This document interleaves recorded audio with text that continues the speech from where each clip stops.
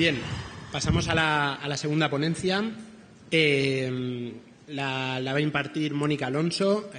Mónica es fisioterapeuta en el Centro de Educación Infantil y Atención Temprana de la Alquería y profesora en la Universidad Católica de Valencia. Es vocal de la Sociedad Española de Fisioterapia y Pediatría y miembro del RAM Group. También es miembro de un equipo asesor en el cambio de modelo de intervención en atención temprana de plena inclusión de la Consellería de Educación de Cataluña. Y su ponencia, figura mal el nombre en el programa, es Prevención y Tratamiento del Dolor en niños y jóvenes con parálisis cerebral. Sí. No. Bueno, primero gracias por invitarme a este supercongreso. Estoy hasta nerviosa, no suelo hablar delante de tanta gente, en clase son menos siempre. Y los congresos de SEFIP somos menos. La pediatría somos un campo pequeñito, ya sabéis que somos pocos y a veces mal avenidos, como en casi todas las partes de la fisio. Bueno, yo os voy a hablar de algo muy concreto, que es el dolor en niños con parálisis cerebral infantil.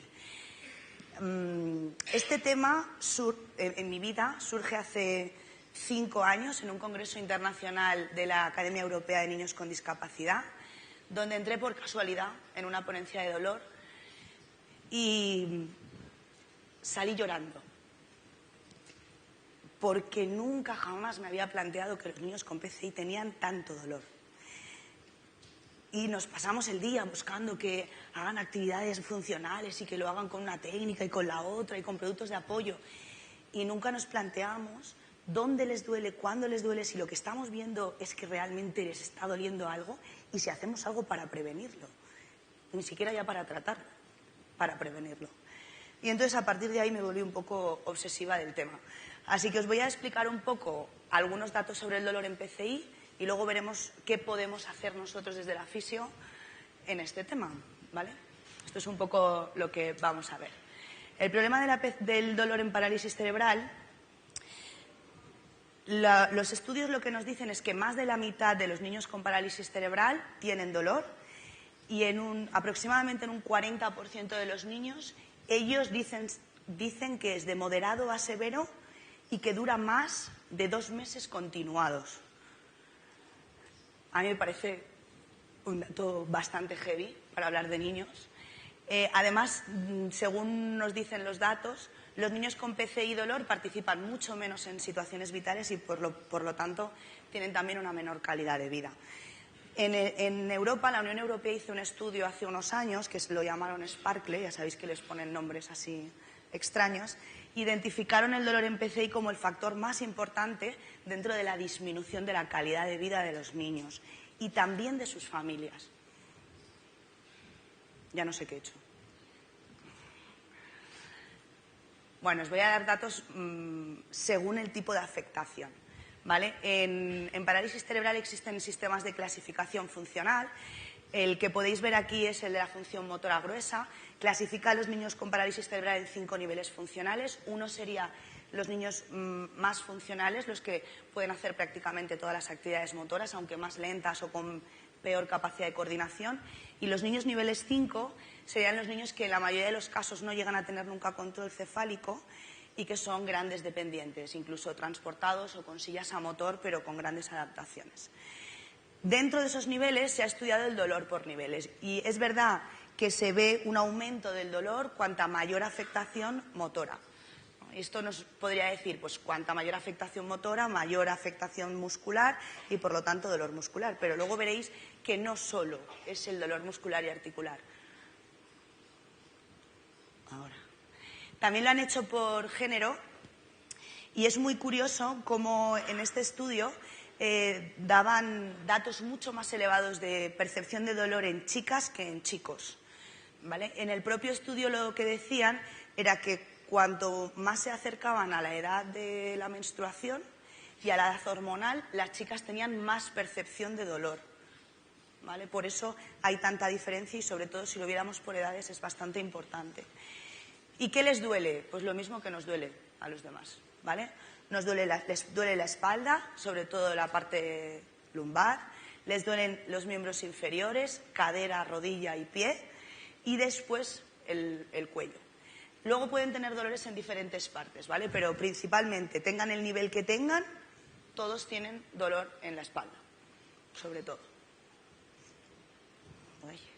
La intensidad de dolor, los niños lo que dicen es que tienen intensidades moderadas a severas en la mayor parte del tiempo. La gran diferencia es que los niños con mejor nivel funcional tienen dolores que duran menos tiempo y ellos lo relacionan con una actividad. Sin embargo, en los niños más afectados, los niños niveles 4 y 5, te dicen que ese dolor lo tienen sin haber hecho nada en concreto, ¿vale? No lo relacionan con nada, es decir, que es algo que aparece por su propia situación, ¿vale? Y el impacto del dolor en las AVDs, pues el 33% de los padres dicen o reportan que el dolor es el que interfiere en la actividad normal de sus hijos. Es decir, que ellos son conscientes de que cuando sus hijos tienen dolor son menos autónomos. Y la calidad de vida. En el estudio lo que dijo es que esto es calidad de vida en niños con parálisis cerebral, ¿vale? La calidad de vida bajaba de forma significativa en los niños con parálisis cerebral que tienen dolor. Además, la línea que veis punteada es la calidad de vida de niños con dolor. Por lo tanto, el dolor crónico es una alteración secundaria de la parálisis cerebral. Los niños no nacen con esas alteraciones que les van a provocar el dolor, en la mayoría de los casos, pero la prevalencia, dependiendo del estudio, se encuentra entre el 67% y el 84% de los niños y jóvenes. Cuando digo jóvenes, digo por debajo de los 16 años, ¿vale? En todos los estudios. El 50% de esos niños dicen tener dolor en más de una localización a la vez y ellos dicen o lo asocian con una disminución de la satisfacción de su propia vida, en el 45% de la muestra. El 40% de los adultos que tienen parálisis cerebral, esto ya hablo de adultos, dicen que el dolor es de intensidad moderada a severa y que dura más de 2 años y que es difícil para ellos encontrar la actividad que disminuya esa percepción de dolor. ¿Qué nos dicen los niños cuando hacen escalas de calidad de vida? Principalmente lo que baja es el bienestar físico, las emociones y los sentimientos, la propia autopercepción del niño, la autoestima y la relación que tienen con los padres y con los niños. Hay un estudio muy curioso que ha salido hace un par de meses que relaciona directamente el fracaso escolar en niños con parálisis cerebral con el dolor. ¿Sí? Porque creo que habéis hablado mucho sobre la atención, ¿no? Sobre la capacidad de atender. Entonces, realmente cuando alguien tiene dolor es te requiere mucha atención ese propio dolor. Entonces los niños se pierden mucho en el colegio y hacen una relación que es muy interesante. No está aquí porque no me ha dado tiempo a analizar todos los datos. Bueno, vamos a utilizar como marco de referencia para la intervención esta palabra. Ya sabéis que a los anglosajones esto les encanta. Ellos lo ponen con A, de assessment. Yo lo he traducido, ¿vale? Adopt. Okay. Primero vamos a ver cómo podemos evaluar el dolor. Desmitificar el dolor crónico, sobre todo con las familias, cuando son más mayores también con los propios niños. Todo esto que nos ha explicado David Tanguay, también explicado. Optimizar el manejo de la salud, promocionar sobre todo el bienestar físico y psicosocial y tratar el dolor. En el último de los casos, ¿vale? ¿Qué escalas podemos encontrar? Pues aunque como podéis ver, el dolor es algo muy común en la parálisis cerebral, los profesionales que nos dedicamos a la pediatría no siempre lo tenemos muy presente. Por lo tanto, debemos preguntar sobre el dolor, debemos utilizar escalas que nos ayuden a ver dónde les está doliendo, qué intensidad de dolor tienen y cómo eso afecta a su actividad y a su participación y cómo eso afecta a su calidad de vida, ¿vale? No será lo mismo que el dolor esté impidiendo realizar una actividad que para él es súper motivante. Por ejemplo, al niño que le encanta ir al parque y a la hora que va al parque las piernas ya le duelen muchísimo y no puede ir al parque, ¿vale? Seguramente esto afectará mucho más a su calidad de vida que no poder ir a la actividad de música de clase. Os lo digo, si no le gusta demasiado la música. ¿Vale? ¿Qué escalas? Bueno, tenemos tres tipos de herramientas, ¿vale? Hay escalas autoevaluables, donde el niño puede decirnos directamente qué es lo que le duele, pero claro, tenemos un problema. Son niños, muchos verbales, otros no verbales, son niños que algunos utilizan sistemas de comunicación alternativos, Otros no nos van a poder decir exactamente dónde les duele por tener asociadas patologías como, por ejemplo, una discapacidad intelectual. Por lo tanto, a veces tendremos que utilizar herramientas o bien de observación del propio profesional o bien de los cuidadores principales, ¿sí? Y luego tenemos herramientas fisiológicas, ¿vale?, en las que podemos ver las alteraciones nerviosas. Pero esto ya no las utilizamos nosotros, sino que las utilizan otros profesionales. Ninguna de las herramientas de por sí es perfecta. Ya sabéis que ninguna escala lo tiene todo. Los niños no pueden utilizar a veces palabras exactas para decirnos lo que les pasa. Hay veces que nos dicen que les duele. Por ejemplo, hace 2 semanas un niño me decía que por la mañana cuando se levanta las piernas no van. No van.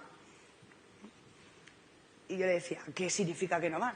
Dice, pues que yo quiero que vayan y les digo que vayan, pero no van. Digo, ¿y por qué no van? Dice, no sé, porque tengo cosquillas, pero de las que no gustan.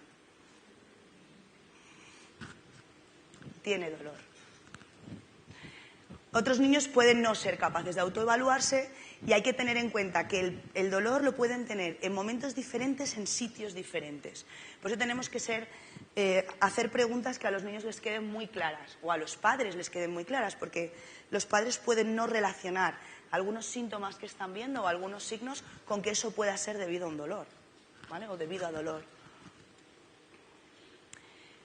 Tendríamos que evaluar la presencia de dolor, dónde le duele, qué intensidad de dolor tiene, cuánto le afecta ese dolor en concreto a su funcionalidad de cada uno de los dolores que tenga o de cada una de las zonas que le puedan doler, y la presencia cuánto tiempo dura, ¿vale? Pues, por ejemplo, el dolor de las piernas de este niño, en el momento que él iba caminando poco a poco al cole, se acababa el dolor en las piernas, ¿no? Lo tiene en el rato que se levanta de la mañana, ¿vale?, nada más levantarse. Yo os he puesto algunos ejemplos de escalas. La que más podéis encontrar en artículos es la Pediatric Pain Profile, que es una escala bastante completa, que ahora veremos 4 cosas sobre ella. Luego también tenemos la Child Activity Limitation Interview, el PROMIS y el cuestionario de dolor en niños con espasticidad, por ejemplo. Uy, ¿no va? No va. Ahora. ¿Qué tipo de preguntas hacen las escalas a los niños verbales? A los niños verbales, ¿hay alguna actividad difícil de realizar para ti por culpa del dolor? Y les ponemos ejemplos. En los niños, a los padres les preguntamos, ¿alguna actividad que a tu hijo le impida o la pueda hacer de forma autónoma por el dolor?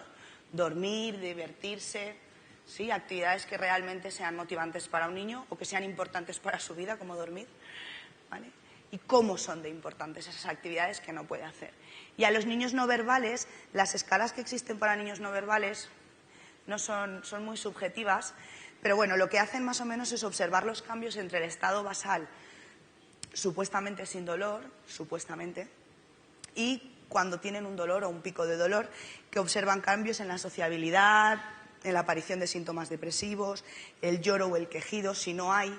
Si tienen un lloro o un quejido constante, hay niños con graves afectaciones o los más afectados que tienen múltiples alteraciones en la restricción de la participación, ¿no?, los niños más afectados, que tienen lloriqueo constante, pero entonces lo que hacen es comparar el tipo de dolor, de llorar, de lloriqueo, ¿no?, a un lloro mucho más agudo, pero claro, es muy subjetivo. Vale. Bueno, ¿cómo evaluamos el dolor? Yo con los niños, nosotros en nuestra intervención lo que hago es utilizar 2 tipos de escalas diferentes. En todos los niños que puedo utilizo el diagrama de color y una escala en la que me hagan intensidad. Depende de la edad que tenga el niño, es muy difícil que me diga si le duele 3 o le duele 4. Y entonces lo hacemos a través ahora mismo de la patrulla canina, ¿vale? Son niños. Los niños que no son verbales utilizamos pictogramas, ¿vale? El diagrama lo tengo por pictogramas, entonces ellos me van eligiendo qué zona del cuerpo y yo se la pego en la zona que luego toca en la imagen, para que ellos vean que eso que han elegido está en la zona del cuerpo que toca, ¿vale? Y se la señalo. Es difícil que me lo puedan decir. Ellos aquí nos tienen que decir qué zonas le duele. Y una vez me ha dicho la zona y yo la he pintado de un color, cada color le tenemos que poner un grado de intensidad de dolor, ¿vale? por si queréis saber más sobre escalas, todas en inglés, claro, ya sabéis. Ahí tenéis una guía muy interesante sobre varias escalas de dolor que han hecho desde Roland Bleriot, que es sabéis que es específico para pediatría y hay muchísima información sobre fisioterapia pediátrica, ¿vale? Entre ellas esta herramienta. Esta es la Pediatric Pain Profile. Una vez hemos pasado la escala de valoración con los niños, me siento con las familias, ¿vale? Con las familias lo que hacemos un poco es hablar un poco de la historia de dolor. Yo trabajo con niños pequeñitos, tienen máximo 6 años, pero sigo teniendo relación con algunos que son un poco más mayores. Cuando los niños empiezan a tener, como el niño que os contaba antes, un poquito más de edad, 6, 7, también empiezo a hablar con ellos de este tipo de cosas, ¿vale? Con un niño de 8 meses, evidentemente, no me puedo sentar a hablar de la percepción del dolor, ¿sí? Entonces, hablamos un poco con la familia, hablamos de su estado basal, cómo él se comporta en su día a día. Esta hoja que veis aquí que pone una good day, lo que hace es evaluar qué es capaz de hacer el niño un día que no tiene dolor o un día que no tiene tanto dolor, ¿vale? Pues cómo eres capaz de estar en la silla, cómo eres capaz de vestirte solo, cómo eres capaz de llegar hasta el cole, cómo eres capaz de subirte las escaleras de clase, ¿vale? Y lo mismo cuando tiene dolor, ¿vale? Por cada uno de los dolores que hayamos observado. Entonces, lo que vamos a ver es cómo limita su participación cada uno de los dolores que hayamos observado. Y otra cosa que es importante es que esta propia escala lo que hace es, una vez te ha dicho la escala cuando la corriges, dónde tienes el dolor que está limitando más la participación, es que le preguntas, ¿cómo es de importante esto para ti?, ¿no? Os voy a poner un ejemplo. Tenemos un niño ahora mismo, que estamos en fase de evaluación, que se despierta aproximadamente cada 45 minutos por la noche y tarda entre hora y hora y media en dormirse. Todos los días. Todos los días. ¿Os imagináis qué guay vivir con ese sueño, eh?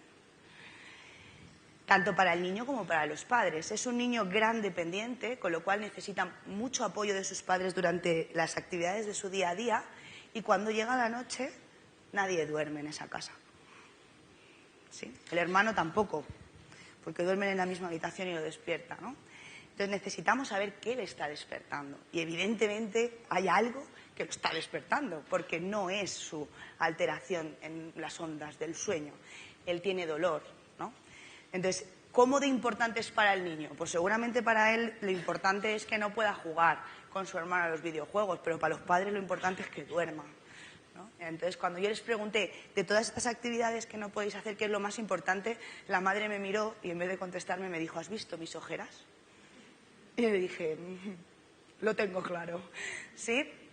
De momento hemos empezado a probar por el reflujo. Ahora veremos qué causas podemos tener de dolor, pero parece que lo que hemos hecho para el reflujo está funcionando porque duerme 3 horas y media seguidas. A ver si tenemos suerte. Desmitificar el dolor. Es importante hablar sobre el dolor. Es importante que las familias entiendan que hay cosas que pueden ver que son por el dolor. No es que no quiera hacer las cosas, es que es de vago, ¿vale? Esto se oye mucho en los niños que tienen discapacidad. Es que me cuesta que lo haga. ¡Ah, qué cansino! Bueno, pues a lo mejor le duele, ¿no? Ah, ¿dolor? Sí, te puede doler. O cuando se despiertan, todo el mundo da por hecho que un niño cuando se despierta muchas veces es porque lo han tenido en brazos. Nuestra familia pensaba que su hijo se despertaba de forma continuada por la noche porque quería brazos, pero si lo tenían en brazos 1 hora y cuarto y no se dormía, no eran brazos lo que quería, ¿no? Algo más estaba pasando. Tienen que saber que eso puede pasar, tienen que saber que es una alteración secundaria importante en la PCI y que nos la vamos a encontrar y tenemos que saber qué nos lo está causando, ¿vale? Hay que hablarles un poco sobre el concepto del ciclo este famoso del dolor, ¿no? Hablaba muy bien sobre las ideas que tenemos sobre el dolor, ¿no? Y cómo romper esto, ¿no? Si tienes dolor te quedas quietecico en casa y te tomas unos antiinflamatorios. Y cómo importante es que no dejen de hacer las actividades que les gustan, sobre todo las que más les gustan. Podemos adaptarlas para que no tengan tanto dolor al hacerlas, pero tienen que hacerlas, tienen que seguir haciendo esas actividades, todas las que puedan hacer ¿vale? Sin tener unos picos de dolor, o sea, hay que ser coherente, ¿no? Pero es importante cambiar esa percepción. No os voy a explicar más porque lleváis 2 días escuchando hablar sobre esto. Optimizar. Vamos a empezar a hablar sobre la prevención en salud. También creo que habréis hablado un poco sobre el modelo biopsicosocial y sobre el famoso concepto de si los fisios estamos solo en el bio o no estamos en el bio, o estamos en el social o estamos en todos los lados. Somos profesionales de la sanidad, de la salud y tenemos que hacer prevención en salud. Vamos a ver qué podemos hacer, qué causa dolor, ¿vale? Dentro del dolor en parálisis cerebral, básicamente lo que nos podemos encontrar son dolores por alteraciones de los desórdenes musculares, ¿sí? Ya sean desórdenes de movimiento, espasticidad, distonía. También nos podemos encontrar muchos problemas gastrointestinales, entre los que más nos podemos encontrar, el porcentaje más alto está en el babeo posterior o el atragantamiento de saliva, ¿vale? Que ya puede pasar ya sea con comida o sin comida. ¿Okay? El estreñimiento y el reflujo gastroesofágico. El 75% de los niños niveles 4 y 5, los más afectados de parálisis cerebral, tienen reflujo gastroesofágico y no tiene por qué llegar a la boca. Que esto es algo que los médicos siempre te dicen, no, pero no vomita, ya, es que se le puede quedar aquí, ¿vale? No tengamos que esperar a que tenga un dolor tan intenso hasta que nos vomite sangre porque se ha reventado el esófago, ¿vale? Que nos lo hemos encontrado a veces. Las luxaciones, dentro de los trastornos gastrointestinales encontramos todos los problemas bucodentales, ¿vale? Las encías tienen muchas alteraciones en los niños, por ejemplo, que toman medicación antiepiléptica, ¿vale? Pero también tenemos muchos problemas por la pobre salud dental, ¿vale? Con todo lo que tienen que hacer los niños con PCI, que los mandamos a hacer 20.000 terapias, hasta cuando van a la piscina a bañarse también le ponemos el nombre de terapia, hidroterapia. Cuando van a montar a caballo se llama hipoterapia. Todos son terapias. No pensamos en que hay que lavar los dientes, ¿sí? Y tienen muchos problemas de dolor bucodental, ¿vale? Los patrones de marcha y la luxación de cadera. La luxación de cadera es muy frecuente en la PCI. Cuanta más afectación motora tienen los niños, más afectación de cadera. Aproximadamente el 90% de los niños más afectados, los 5, tienen luxación de cadera con los años. El 90% es prácticamente todos, ¿sí? Los patrones de marcha evidentemente provocan desalineaciones o deformidades del miembro inferior, sobre todo. También pueden provocar escoliosis. Y la osteoporosis, ¿vale? Y las fracturas derivadas de ella. Sí, la osteoporosis, que básicamente nos la encontramos por una falta de movilidad y de actividad física y de actividad motora, ¿sí? Que provoca que se pierda calcio o que no se deposite bien el calcio durante la alimentación. Y también los problemas que tenemos de alimentación, ¿vale? En los niños más afectados. ¿Qué podemos hacer nosotros? Pues mira, para prevenir la luxación a la subluxación de cadera en los niños con parálisis cerebral, lo que nos dicen todas las sociedades científicas y todos los estudios es que tenemos que ponerlos de pie como máximo a los 10 meses de edad. Es decir, no tenemos que esperar a que estén preparados para ponerse de pie. Si sabemos que se va a luxar la cadera, tenemos que prevenir que se luxe la cadera y por lo tanto hay que provocar una bipedestación controlada en una buena posición a partir de los 10 meses. Y a los 6 deberemos sentarlos en una buena sedestación controlada, donde pongamos bien colocadas las caderas en una posición anatómica para que se haga una buena formación osteoarticular, ¿vale? Hay que hacer marcha asistida a partir de los 12 meses. Los niños tienen que empezar a realizar actividad a la edad que deberían hacerla, tienen que aprender a moverse por el espacio y ya nos dedicaremos nosotros a buscar ese producto de apoyo y adaptarlo todo lo que haga falta para que se desplacen, pero que se desplacen y que se desplacen bípedos, ¿vale? La marcha es de por sí una de las actividades que más va a evitar que se luxe una cadera, aunque el patrón de marcha no sea bueno, ¿vale? Actividad física. Todos hacer actividad física. Y cuando hablamos de actividad física no solo hablamos de deporte, también hablamos de la actividad durante el día. Los niños hacen muchas actividades durante el día que de por sí son actividad física, ¿vale? Ir al parque, ¿sí? Ir por la calle caminando, jugar en casa, eso también es actividad, ¿sí? Tenemos que buscar momentos del día en los que los niños tengan actividad.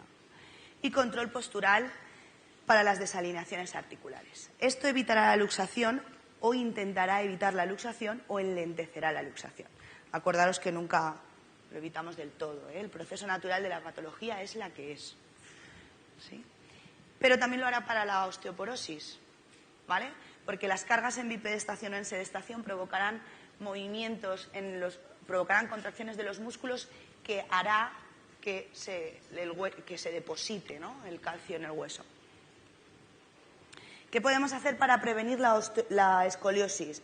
Pues lo que hemos hablado antes. La principal causa por escoliosis o de escoliosis en PCI es esa famosa deformidad que no hay quien la pronuncie nunca, que se llama deformidad de Wind's-Webb, que es debida a las famosas piernas que se las lleva el viento, que llamamos entre nosotros, ¿no? Estas dos piernas mirando hacia el mismo lado, como si viniera el viento y las llevara de lado, que provoca una mala sedestación y que la cadera que queda detrás tenga unas probabilidades altísimas de luxarse y para corregir la postura nos lleve a una escoliosis. Pues lo mismo que hemos hablado antes. Control postural en sedestación desde bien pequeños, ¿vale? ¿Y qué nos provoca las deformidades del pie? Pues ya sabemos que las alteraciones de los brazos de palanca, ¿sí? Si sabemos que una alteración en el tono nos va a provocar una mala movilidad de esa articulación, debemos intentar prevenir, antes de que aparezca la deformidad, que eso suceda. Yo os he puesto un pie en balancín porque creo que es la deformidad de brazo de palanca más común, ¿no? Como el tríceps ural tira del calcáneo de una manera tan importante y durante todo el tiempo que llega a elevar el calcáneo y por lo tanto cambia todo el brazo de palanca y articulan desde el astrágalo. Antes de que esto aparezca debemos utilizar ortesis y ferulaje. Cuando se utilice durante el día deben de ser ortesis dinámicas que les permitan aquella movilidad, cuanta más movilidad posible mejor, y durante la noche aquellos ferulajes que nos vayan a estirar o a elongar o a mantener la elongación de ese músculo, ¿vale? Salud dental. Problemas derivados de la mala higiene, falta de piezas, bruxismo. ¿Qué hacemos nosotros con todos estos problemas de salud dental? Pues evidentemente mandarlos al odontopediatra, ¿vale? Antes de que inicien la dentición, la de leche, ¿vale? Porque también hay muchos falsos mitos sobre el tema de los niños y de su salud dental. Es importante que los niños vayan a un odontopediatra que les vaya a controlar cómo están esas encías antes de que salgan los dientes de leche. Es importante que los dientes de leche no tengan caries, porque eso de que como es de leche y se cae no pasa nada, sí pasa, ¿vale? Pueden hacer afectaciones nerviosas, no sé si alguno habéis tenido un flemón alguna vez, duele mucho, ¿vale? Y nosotros coordinarnos con ese odontopediatra para poder hacer en las rutinas del día a día con esa familia, hacer el seguimiento de lo que ellos nos vayan, ¿no?, de esa coordinación que hacemos. Por ejemplo, en mi caso yo me coordino mucho para la higiene dental, ¿vale? Cómo los padres van limpiando los dientes en casa y yo les puedo ir enseñando, y a los niños también, ¿vale? Trucos para ver si están limpiando bien la boca o no, junto con el odontopediatra, ¿vale? Ahí no he hablado de... ¿Qué nos dicen de la terapia miofuncional? Pues la terapia miofuncional tiene un bajo nivel de evidencia para evitar el bruxismo y tiene un bajo nivel de evidencia también para las luxaciones o las subluxaciones temporomandibulares, en PCI. En los demás no lo sé, en PCI. ¿Qué tenemos para evitar la hipertonía o para tratar el dolor debido a la hipertonía? Pues la toxina botulínica, ya sabéis que está a la orden del día, pero hay pocos estudios que se hayan centrado en el dolor, ¿sí? Se han centrado mucho en la actividad, en mejorar los patrones de marcha, en mejorar los patrones de movimiento. Hay 3 con muy buenos resultados y con una muestra bastante interesante, pero hay pocos, porque poca gente se planteaba lo del dolor en la PCI. Entonces, yo os he puesto esta gráfica de un tratamiento en el que evaluaban el dolor a los 3 meses, antes y a los 3 meses de la toxina. Y realmente el dolor es importante, el descenso de dolor. El problema es que vuelve el tono, ¿no?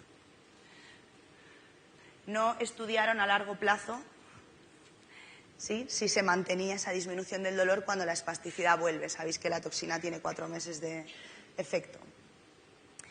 ¿Y qué podemos utilizar con los médicos? Coordinarnos con los médicos con la distonía. Bueno, hay un montón de tratamientos donde nosotros lo único que podemos hacer es coordinarnos con los médicos, ¿no? Pero el problema que tenemos con la distonía es que es mucho más difícil de controlar, ¿vale? El baclofeno lo están usando, pero no tiene tan buenos resultados. Utilizan la gabapentina, pero no funciona en todos los niños. A veces les baja demasiado el tono. Y entonces, si son niños que tienen tonos alternantes, ya cuando lo tenían bajo, si está más bajo, no se pueden mover. Bueno, es más compleja la distonía. Y, sin embargo, provoca mucho más dolor. ¿Vale?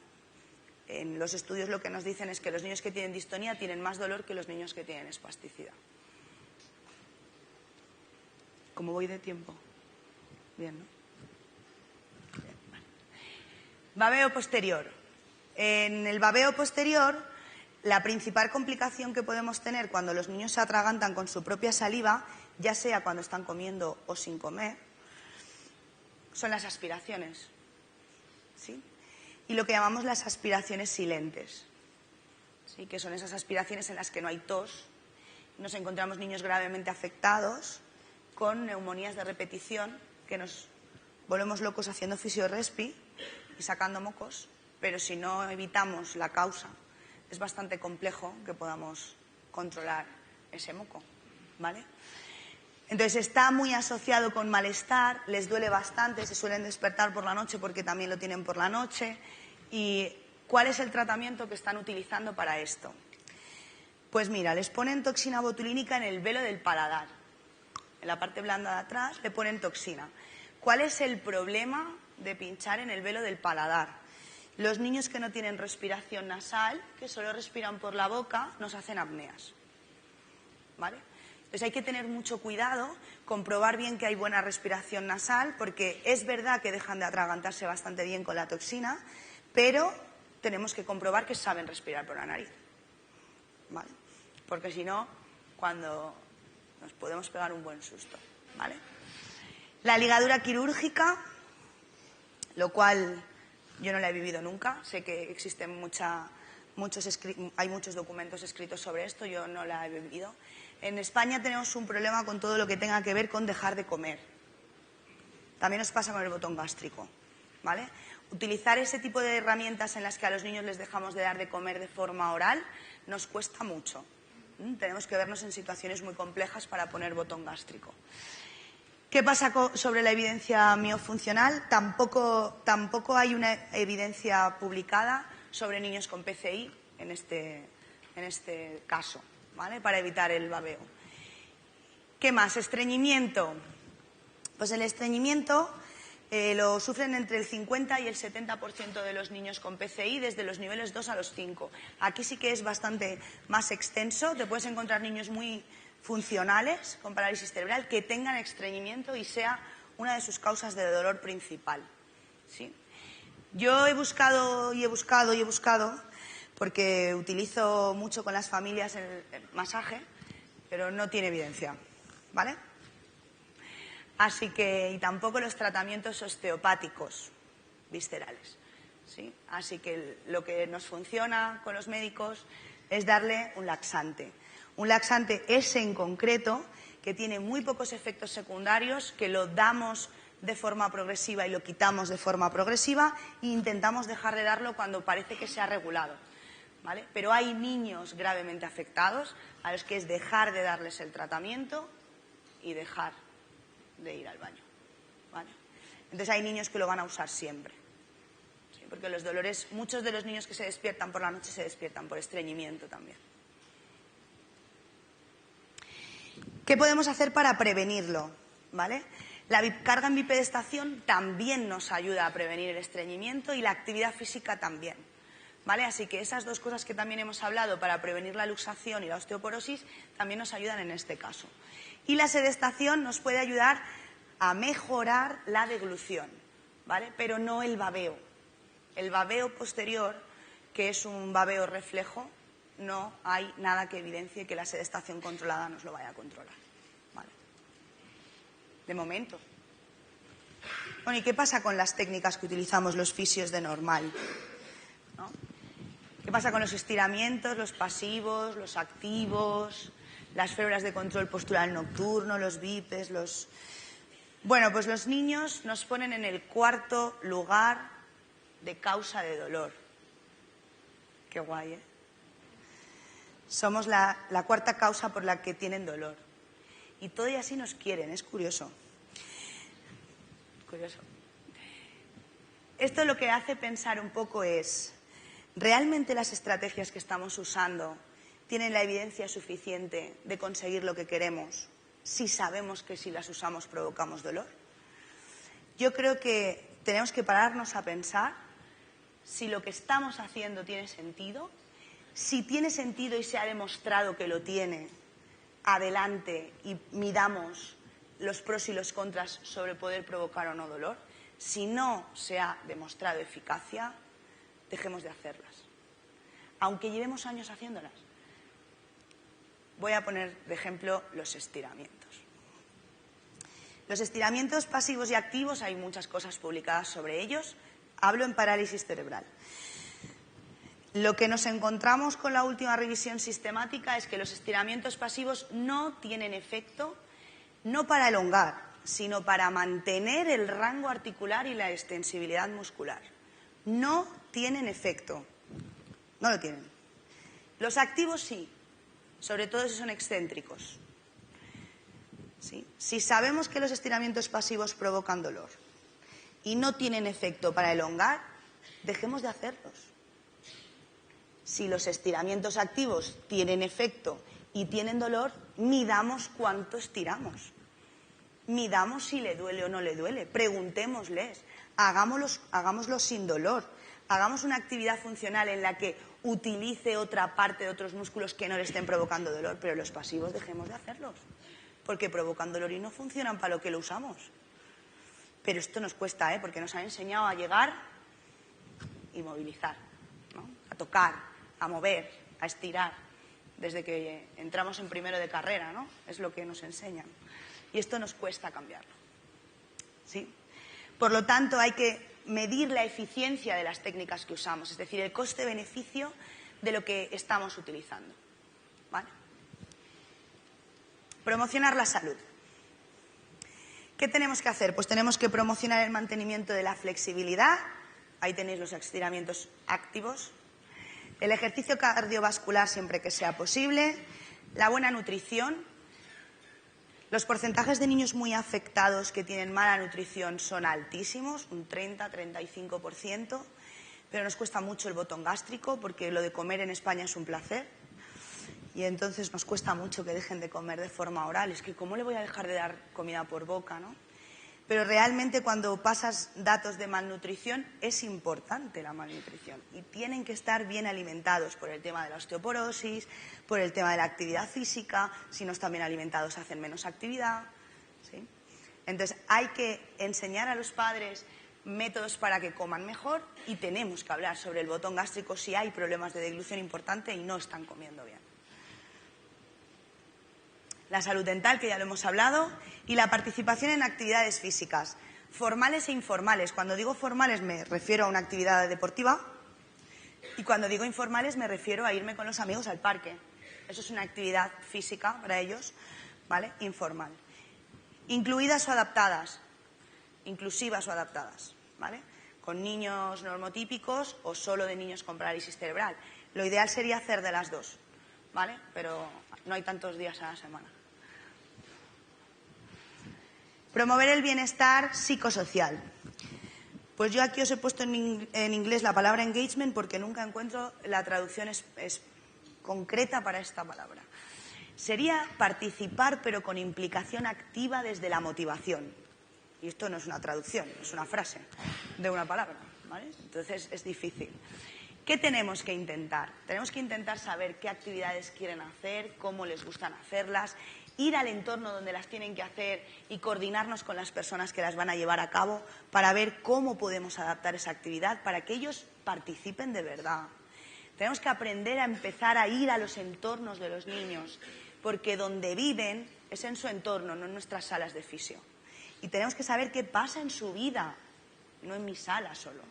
Mi sala es un rato, su vida es más larga.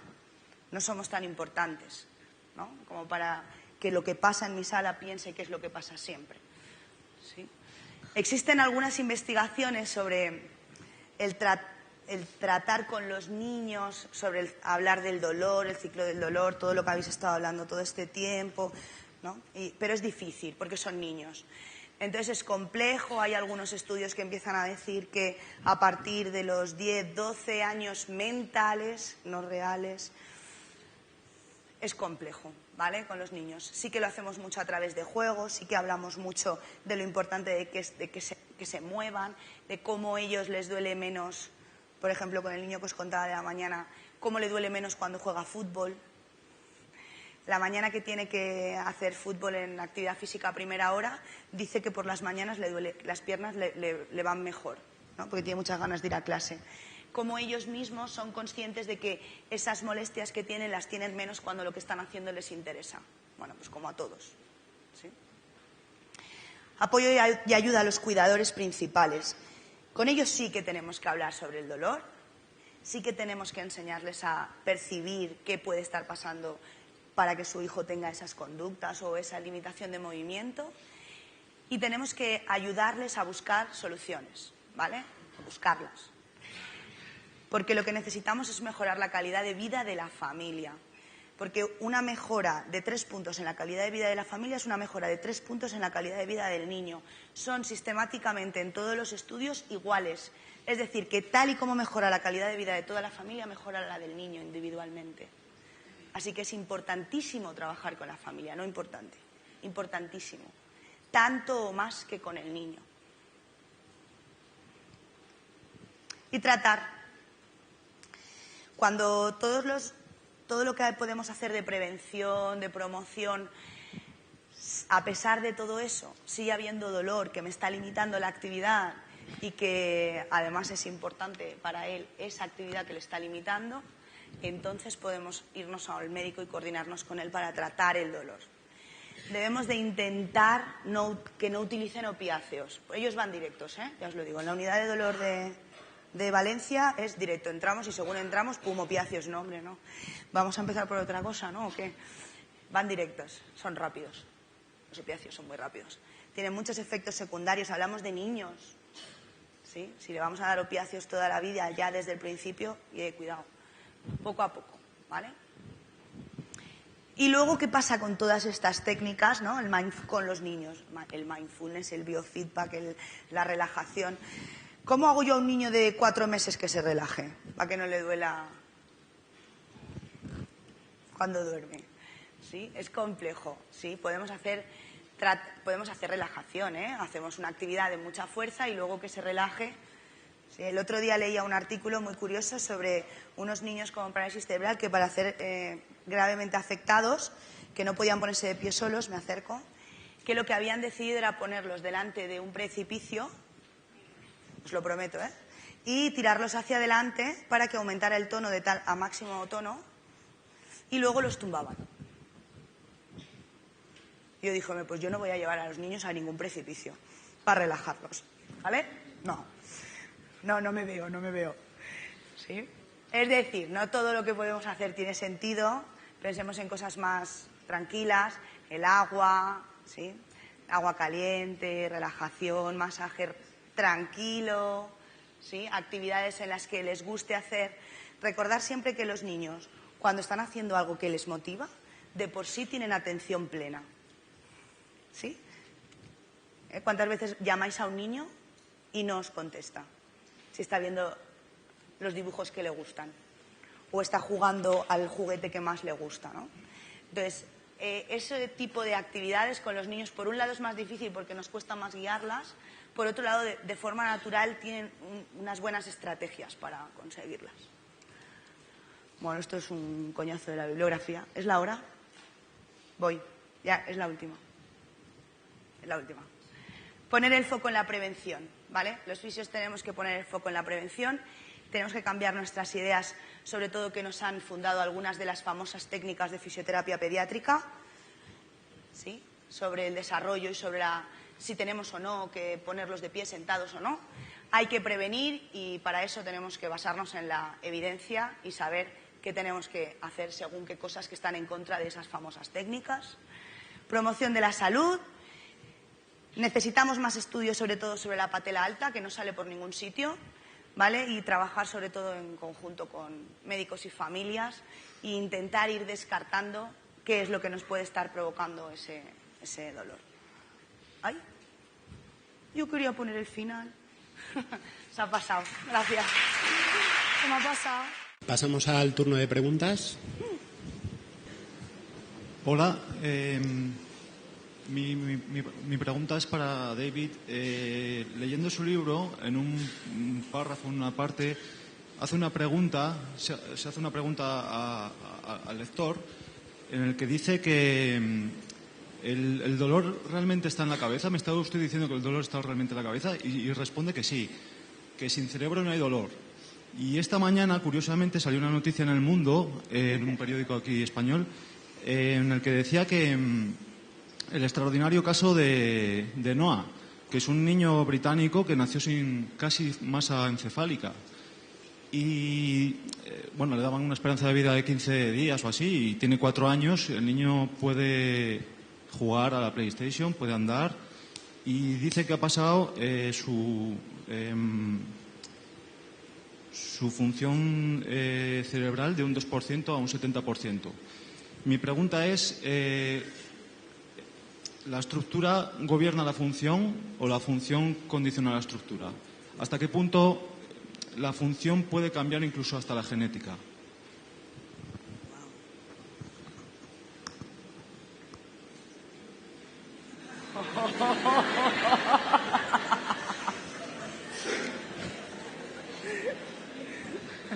Vaya preguntita, ¿eh?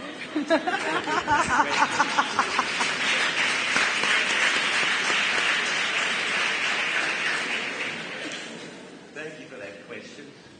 Well, it can over a long, long time, of course.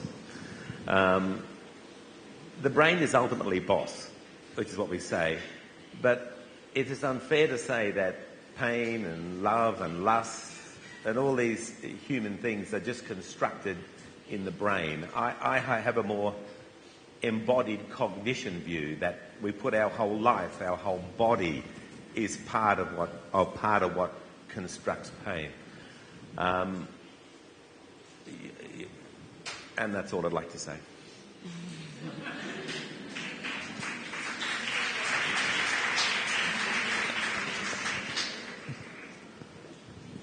Can I say something?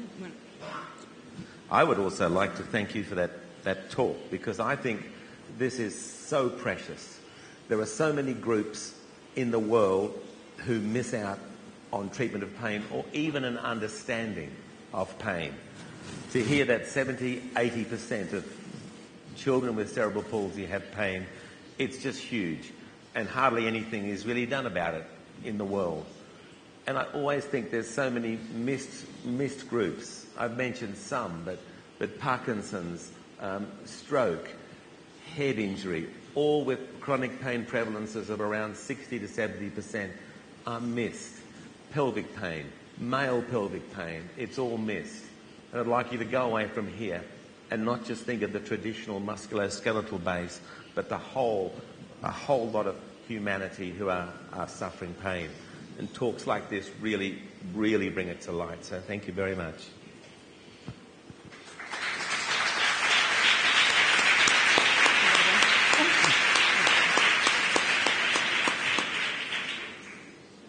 Bueno, hola.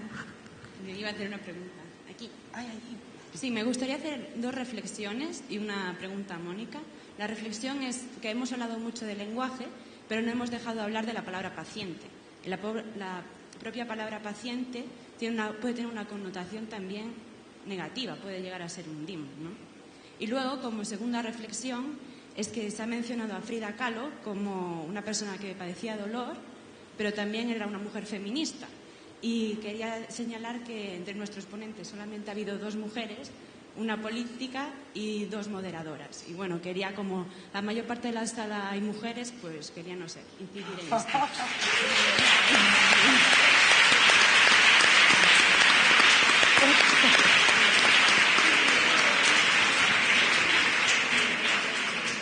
Y luego, como pregunta también a Mónica, quería decir si crees que el vínculo de afecto que crean los padres con sus hijos puede después afectar a la propia percepción de dolor que tienen los niños. ¿Me preguntas el vínculo entre padres e hijos? ¿Si puede provocar un aumento de dolor? ¿O que la percepción de dolor sea diferente? Sí. Sí, claro. Hay algunos estudios muy interesantes sobre padres con dolor crónico, creo que hemos hablado, ¿no? Padres con dolor crónico, que los niños tienen dolor crónico, cómo unos padres viven el dolor es importante a la hora de que los niños aprendan a vivir ese dolor. Y también es cierto que lo que nos encontramos es cuando los padres entienden que los niños pueden tener dolor y que puede que lo que esté pasando es que tienen dolor, la primera respuesta de los padres siempre es a protegerlos. Por eso es muy importante, a la vez que estás explicando que puede ser el dolor, explicar que el dolor que luchas contra ese dolor o que evitas ese dolor o que mitigas ese dolor con actividad, no protegiéndolo, ¿no? Siendo autónomo, teniendo más capacidad de hacer cosas y sobre todo teniendo más autodeterminación, que los niños puedan decidir. A los niños con PCI no les dejamos decidir. Esto es bueno para ti, venir a fisio es bueno. 3 veces a la semana es bueno. Y a lo mejor él te dice, es que yo quiero ir al parque con mis amigos. Ah, pero es que esto es bueno para ti. ¿No? Tienen que aprender no quiere decir que tengan que dejar de ir a fisio, ¿eh? Que nadie me entienda mal. Que yo vivo de ello, ¿eh? Pero tenemos que aprender a que los niños tomen decisiones y enseñar a esos padres a dejar a sus hijos tomar decisiones. El vínculo de sobreprotección de los padres a los niños con discapacidad es muy importante en todas las discapacidades.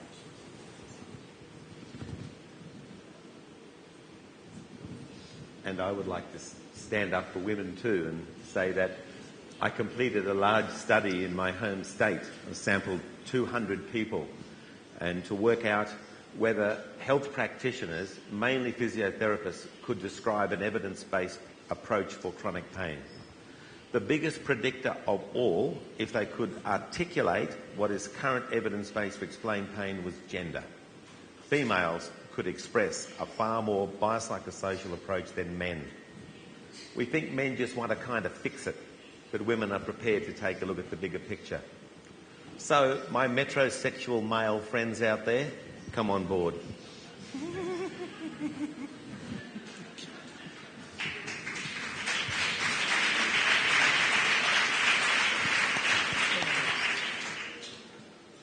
Hola. ¿Sí? ¿Se oye? Acabas de decir que los padres deberían dejar que los niños tomaran decisiones y creo que es importante que los fisios dejemos que los pacientes tomen decisiones también sobre el dolor crónico. Y esto quizá quería hablarlo antes en la anterior mesa, pero no ha habido tiempo. Nosotros hemos hecho un estudio para conocer las experiencias y percepciones sobre la relación terapéutica entre pacientes y fisioterapeutas. Los pacientes tienen clarísimo qué es lo que quieren de una relación terapéutica, pero los fisioterapeutas no tienen claro la importancia de establecer una buena relación terapéutica. Y esto viene a colación con la escucha activa o reflexiva, que forma parte de la relación terapéutica. Hablando con Rafa, hemos coincidido en la importancia de la alianza terapéutica para poder cambiar creencias sobre el dolor. Entonces, quizá no hay educación en relación terapéutica porque no se cree importante entre los fisioterapeutas. No sé qué opina David, si es necesario tener una buena relación terapéutica y una buena alianza para conseguir mejorar o curar el dolor crónico. Gracias.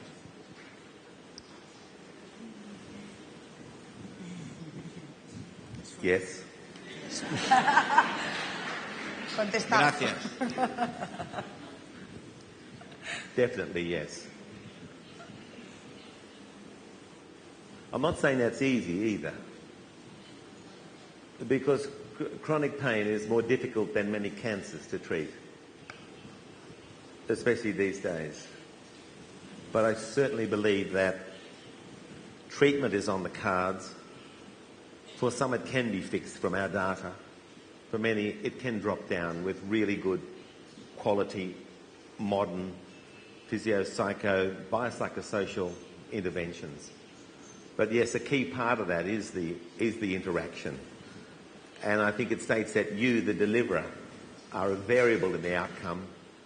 And if we look at data broadly, you, the deliverer, probably hold as many variables as the learner, which is your patient. That could include a whole range of things like your knowledge, your preparedness to just go a little bit further, read more, know more, your skills, the courses you go to, your clinical reasoning.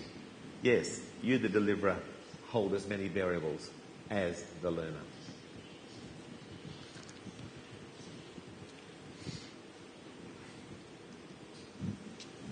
Quería comentar una pequeña reflexión y aparte una pregunta que antes me queda con la ganas de hacerla y bueno, pues yo creo que como ha salido a colación también, pues la voy a hacer después. En un primer momento la reflexión ante el compañero que ha dicho lo del estudio que ha salido, ¿no?, en el periódico, a veces siempre está, por lo menos desde la psicología, el debate de lo que es ambiente o lo que es herencia, ¿no? Entonces ahí de alguna manera ya estamos poniendo límites y todo lo que se ha tratado en este congreso, al fin y al cabo lo que queremos es evitar poner etiquetas y que el paciente se vea encasillado, ¿no?, ya sea en un síntoma o ya sea en una enfermedad, ¿no? Entonces la mejor manera, pienso yo, bajo mi punto de vista y lo que trabajo con los pacientes es, a ellos les da seguridad tener una etiqueta, está claro, pero cuando tú trabajas con ellos y te das cuenta que detrás de esa etiqueta hay miedos e inseguridades, pues ellos empiezan a trabajarlo de otra manera, ¿no? Entonces es interesante ver que tenemos más plasticidad de lo que pensamos, que aprendemos durante toda la vida y que las cosas no nos tienen que limitar. Si nos ponemos nosotros mismos los límites, ahí ya nos va a costar mucho avanzar. Por eso, el tema de la confianza es muy importante, el rapport que establecemos con el paciente. Si él confía en nosotros, evidentemente, la alianza terapéutica, la adherencia al tratamiento va a ser mejor. De ahí que hablábamos ayer también de la escucha activa y todo eso. La pregunta, esa es la reflexión. La pregunta que quería hacer, y que yo creo que es básica e importante tener en cuenta, es que la mayoría de los pacientes que acuden a consulta tienen problemas con el sueño. Entonces, algo que aquí, por lo que se ha ido hablando, se ha dicho el aislamiento social, pero el sueño es súper importante para el tema de la memoria, el tema de muchos procesos cognitivos que al día a día, cuando nos afecta el sueño, empezamos a estar más irritables, no nos concentramos, la motivación. Entonces, es algo que quería saber cómo lo abordáis, porque es una de las cosas que para mí es prioritaria, el tema de una buena higiene del sueño y más si afecta a toda la familia. Está pensándolo. ¿Empiezas tú? Yo con los niños con alteraciones del tono, la mayoría de los niños con parálisis cerebral tienen alteraciones del sueño. El porcentaje de los estudios son súper altos, lo que vemos en la clínica es prácticamente todos los niños. Cuanto más pequeños, más alteraciones del sueño. Suelen ser niños que lloran bastante a menudo. Cuando vienen sin saber muy bien lo que está pasando todavía, que no hay un diagnóstico, lo que te dicen es que son niños irritables, ¿no? Y la mayoría de ellos no duermen bien. Entonces, lo primero que hacemos es intentar averiguar qué nos está pasando por la noche. Evidentemente, nosotros tenemos algo en nuestro contra, ¿no? Y es que el sueño también es inmaduro en cualquier niño sin discapacidad. Entonces, tenemos que jugar con que el sueño es inmaduro, pero su sueño está fuera de una inmadurez normal del sueño. Entonces, hay que evaluar muy bien cuántas veces se despierta, porque si se despierta 3 o 4 veces por la noche un niño de 9 o 10 meses es lo normal. Otra cosa es cómo se despierta, cuánto tarda en calmarse, cómo se calma, cómo es el lloro cuando se despierta. No es lo mismo despertarte y llamar a tu madre o a tu padre que tienes cerca con un lloriqueo a despertarse con espasmo y con un dolor súper agudo. Entonces intentamos averiguar qué está pasando en ese sueño y a partir de ahí ver qué lo está causando e intentar ir probando cosas. ¿Conseguimos controlar el sueño siempre? No siempre. No siempre. Seguramente porque no sé hacerlo mejor. Y seguro que hay gente que lo hace mucho mejor, pero lo que intentamos es que por lo menos consigan dormir con un despertar. Yo siempre digo que si por lo menos solo se despiertan una vez, una por lo menos, yo ya me quedo, sobre todo en los niños muy gravemente afectados, que las familias, yo no sé si trabajáis muchos con niños, creo que no, que la mayoría estaréis en otro ámbito, pero los padres suelen dormir hasta bien mayores con los niños en la habitación porque se despiertan muchas veces. Y entonces, para no tener que ir a otra habitación. Esto nos pasa muy a menudo en discapacidad. Entonces es complejo. Algunos de ellos terminan yendo a estudios de sueño y algunos de ellos terminan dándoles medicaciones para el sueño. Lo cual yo, siendo niños, huyo. ¿Vale? Pero porque ya toman muchas cosas, ¿no? Es como que tienen que tomar 20.000 cosas y como que siempre la medicación. Y muchas veces no, si no nos basamos en la causa, es difícil que una pastilla para dormir mejor evite un reflujo gastroesofágico. Entonces, si lo que despierta es el reflujo, tratemos el reflujo primero. No sé si contestamos, pero ahora David nos ayuda. Just some comments. Yes, it is critical, and there would be very few patients who I have where sleep would not be part of the discussion, and perhaps some form of sleep treatment. From the dim-sim approach, we usually pick it up by actually handing out a patient a little image of a brain, and then we talk about the various homeostatic systems that that person has used to try and cope. And sleep will often come up. It could come up in a discussion on the immune system, where if that is perturbed over time, you get tired all the time, infections don't heal, and you could have sleep issues. It could come up in a discussion on what happens when the endocrine system is perturbed and tissues don't heal, and you're just kept on alert. Or even a discussion on the sympathetic nervous system, how it can keep you hypervigilant and panic attacks, all of which can link into sleep. Broadly, I like to bring that into the patient's story. I like to explain how sleep is a part of their pain state, how impaired sleep can affect pain. Sometimes that may be enough to help some patients, but I'm quite prepared in others to get them to go off and seek specific sleep-mediating practices. And yes, I think at a conference like this in the future, it would be good to have somebody who would come and talk about sleep and pain. That would be totally appropriate. Una última pregunta, breve. Aquí. Hola. ¿Sí? Hola. Mi pregunta es respecto a las metáforas. Me gustaría saber si tiene en cuenta la disciplina hermenéutica para valorar que cuando un enfermo está diciendo esas metáforas es una llamada de atención no solo porque él tiene un problema, sino porque a lo mejor estamos todos como una vida social mal planteada y simplemente que ellos son los que nos lo están intentando decir.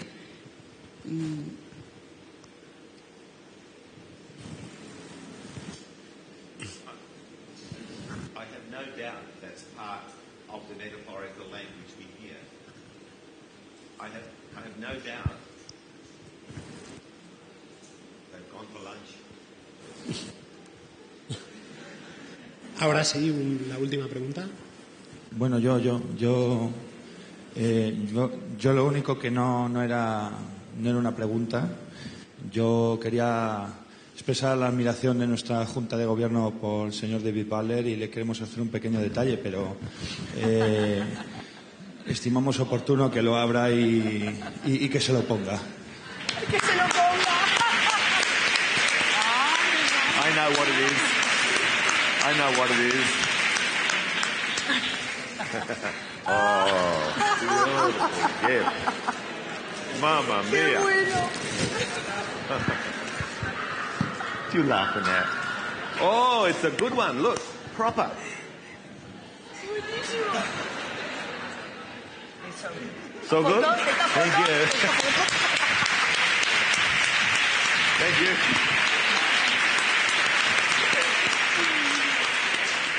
Take a photo, a photo. Okay, photo.